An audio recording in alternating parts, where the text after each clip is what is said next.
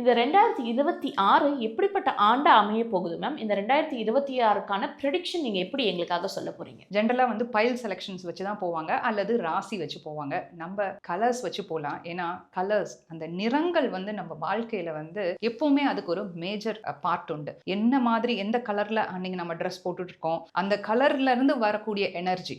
நான் நெறைய விஷயங்கள் பேசும்போது எனர்ஜி அப்படின்னு சொல்லிட்டே இருப்பேன். எனர்ஜிங்கிறது என்ன? நீங்க உங்கள சுத்தி வந்து நல்ல ஒரு ஆரா, பாசிட்டிவான விஷயங்கள நீங்க வந்து அட்ராக்ட் பண்ணணும். நீங்க பாசிட்டிவான விஷயங்கள தேடி ஓடாதீங்க. அது தானா உங்களுக்கு வரணும் அப்படின்னா, உங்கள சுத்தி நீங்க எப்படி வச்சுக்கணும்? உங்களோட எண்ணங்கள் எப்படி இருக்கணும்? அப்படிங்கிறத அந்த மாற்றத்தை கொடுக்கக்கூடிய ஒரு விஷயம் அப்படின்னு பார்த்தா வந்து கலர்ஸ். நம்ம வைக்கக்கூடிய குங்குமமாக இருக்கட்டும், நம்ம கையில வைக்கக்கூடிய மருதாணி, இது எல்லாமே வந்து நிறத்தை சார்ந்த விஷயங்கள். அந்த நிறத்திற்கு உண்டான எனர்ஜி.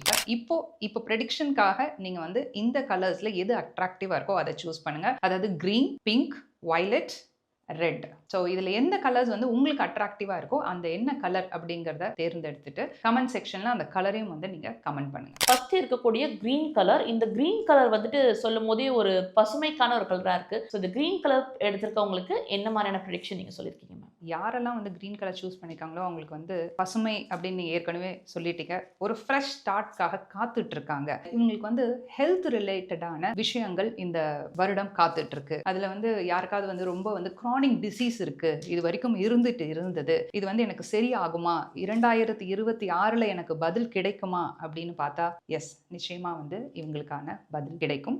நிறைய கொஞ்சம் பணம் செலவு பண்ற மாதிரி இருந்தாலும் இவங்களுக்கான கரெக்டான ட்ரீட்மெண்ட் இவங்களுக்கு வந்து நிச்சயமா கிடைக்கும். என்ன மாதிரியான ஹெல்த் இவங்க வந்து ஃபோக்கஸ் பண்ணணும் அப்படின்னு பார்த்தீங்கன்னா, மைண்ட் ரிலேட்டடா, மென்டல் ஹெல்த்.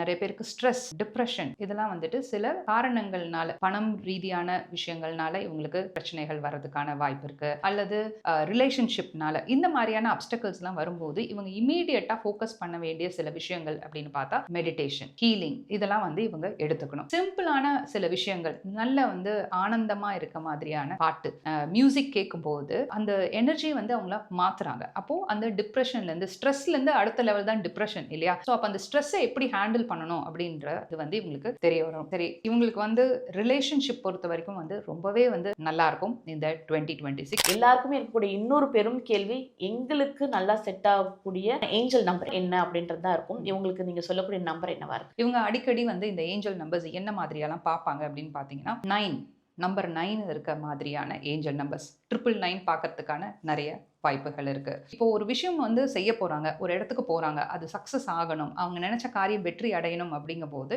இவங்க நம்பர் 9 எங்கேயாவது பார்த்துருக்காங்க அப்படின்னு வச்சுக்கோங்களேன், நிச்சயமா வந்து அது அவங்களுக்கு சக்சஸ்.